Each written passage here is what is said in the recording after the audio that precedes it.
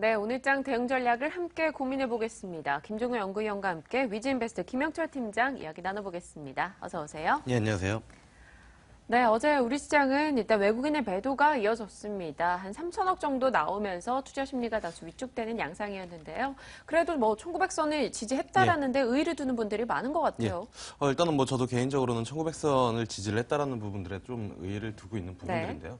일단 현물 매도는 지속적이었지만 선물 쪽에서는 매수로 좀 전환된 부분들이 그나마 긍정적이지 않나 이렇게 좀 볼 수가 있겠고, 그다음에 이제 대부분의 기술적 분석가들이나 아니면 시장 참여자들이 주요하게 심리적인 지지선으로 보고 있는 거래소 1900선 그리고 코스닥 530포인트 이 자리를 좀 지켜줬다는 부분들은 그나마 긍정적이다 이렇게 좀 볼 수는 있겠습니다. 근데 문제는 뭐냐면은 이 지금 어제도 그렇지만 뭐 장중에 1900선 살짝 뭐 하회를 했었는데, 일단은 외부적인 여러 가지 변동성 부분들은 어느 정도 선 반영이 되지 않나 이렇게 좀 보고 있는데요. 일단 뭐 그리스 문제나 아니면은 뭐 FOMC 그리고 뭐 아직 뭐 해결이 되고 있지 않는 유가 문제 이런 부분들 같은 경우 현 지수대에서는 어느 정도 좀 반영이 되어 있다. 특히나 이제 뭐 FOMC 같은 경우에는 대부분 그 FOMC 정례 회의가 있을 때마다 미국 시장이 그 문구에 대한 부분들, 그러니까 가이드라인을 어떻게 줄 것이냐에 대한 우려감으로 이제 선 조정을 좀 받고 그 다음에 이제 좀 반등을 하는 그런 흐름들, 그리고 그 반등이 전고점을 넘어서 다시 한번 신고가를 나타내는 그런 흐름들을 좀 보여줬는데, 이번에는 아마 유가 이슈와 같이 맞물려서 좀 조정폭이 커지고 있지 않나. 그래서 유가만 어느 정도 좀 낙폭, 그러니까 그 하락 속도가 조금 뭐 둔화만 되더라도 그나마 좀 증시에는 긍정적인 영향이 미치지 않을까 이렇게 좀 보고 있는데, 가장 큰 문제는 뭐냐면은 올 한 해 계속 그런 흐름들이었지만 미국 시장, 그러니까 선진 시장 같은 경우에는 긍정적인 흐름들, 그러니까 강한 흐름들이 나타나도 코스피 지수는 그거를 반영하지 못한다라는 부분들이거든요. 그러니까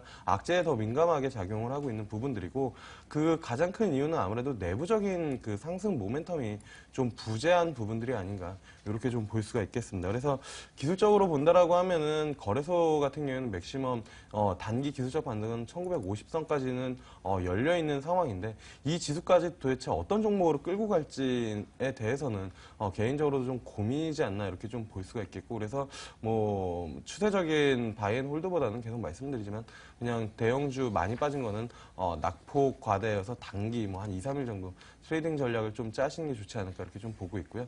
코스닥 지수 같은 경우에는 뭐 최근에 컨텐츠 그리고 게임 그리고 중국 국적 기업 이런 종목들이 뭐 강한 흐름들을 좀 보여줬는데, 어제 이제 530선을 지켜내면서 뭐 장중에 큰 양봉을 만들면서 움직였던 그 섹터 중에 하나가 헬스케어였거든요. 그렇기 때문에 헬스케어 쪽 뭐 대장주는 인바디이기 때문에 인바디 중심으로 인바디를 투자하시라는 게 아니라 인바디를 지표로 삼아서 헬스케어 종목들은 좀 관심을 좀 가져보시면 좋지 않을까 이렇게 좀 보고 있습니다. 그래서 전반적으로 상승 모멘텀은 좀 부재하지만 일단은 주요 지지라인은 지켜줬다는 부분들에 좀 의의를 두는 흐름이 맞지 않을까 이렇게 좀 보고 있습니다. 네, 코스피는 1950선 부근의 트레이딩 관점 그대로 유효하다라고 이야기 주셨습니다.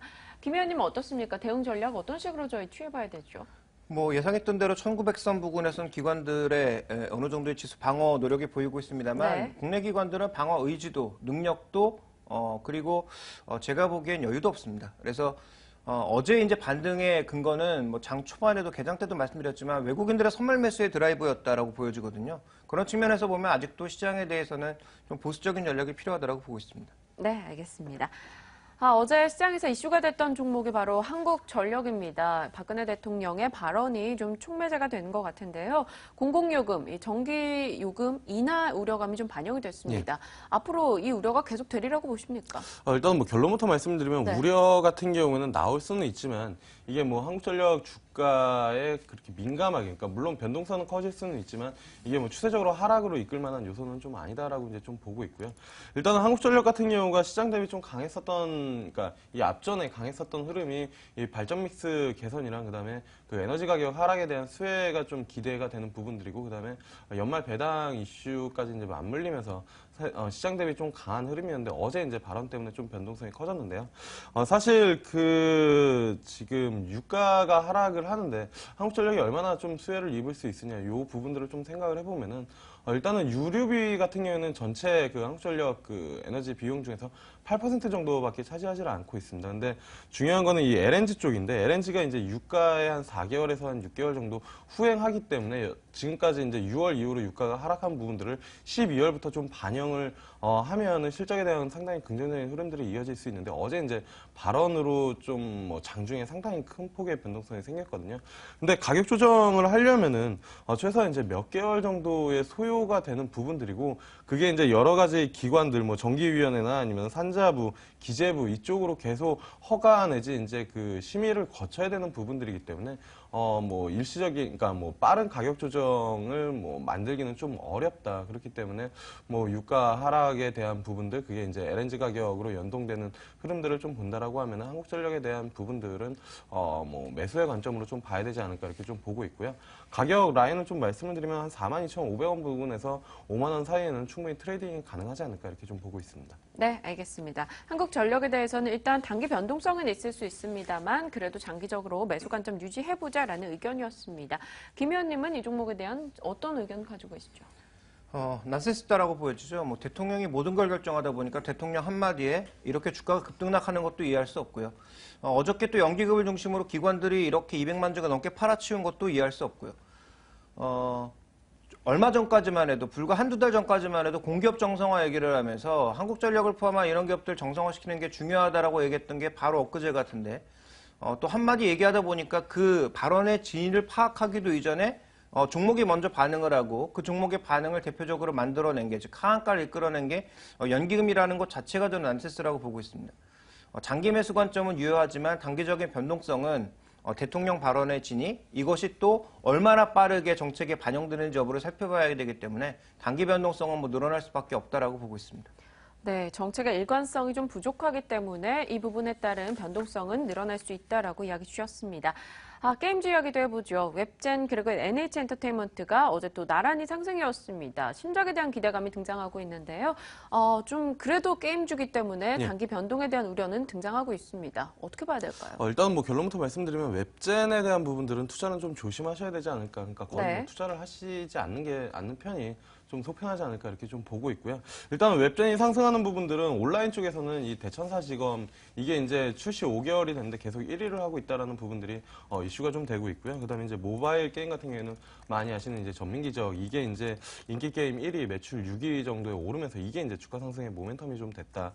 이렇게 좀 볼 수가 있겠는데 그리고 뭐 NH 엔터테인먼트 같은 경우 웹젠의 지분을 좀 보유를 하고 있고 웹젠뿐만이 아니라 이제 한국사이버결제, 데브시스터즈의 지분도 이제 좀 같이 보유를 하고 있어서 사실 뭐 NH 엔터테인먼트 같은 경우에는 웹젠 주가에 이제 뭐 연동될 가능성이 좀 높다라고 이제 좀 보고 있고 웹젠 같은 경우에는 단기적으로 상승한 부분들은 상당히 부담이다라고 좀 볼 수가 있겠습니다. 근데 문제는 뭐냐면 투자자라면은 이 웹젠을 보면서 새로운 종목들을 좀 생각을 해봐야 되는데 이 앞전에도 한번 말씀을 드렸지만 웹젠이 이렇게 상승할 수 있었던 부분들은 온라인 기반의 게임을 가지고 그 스토리를 모바일 쪽에 연동을 시켜서 그거를 성공시켰다라는 부분들이거든요.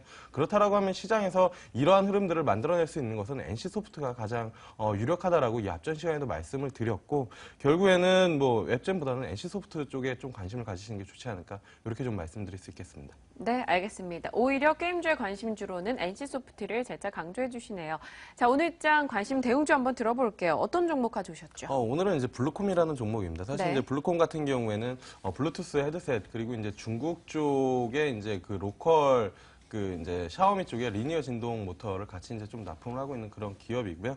그 다음에 이제 뭐 전반적으로 기관 매수에도 좀 유입이 되고 있는 부분들이기 때문에 밸류에이션 상으로도 뭐 바닥권에서 좀 올라오는 흐름들 그렇기 때문에 뭐 충분히 좀 관심을 가져보셔도 좋지 않을까 이렇게 좀 말씀을 드릴 수 있겠습니다. 네, 기관 수급이 유효한 블루콤에 대해서 관심주로 꼽아보자 이야기 주셨습니다. 김종호 연구위원과 함께 김영철 팀장과 오늘 장 전략 나눠봤습니다. 고맙습니다. 네, 감사합니다.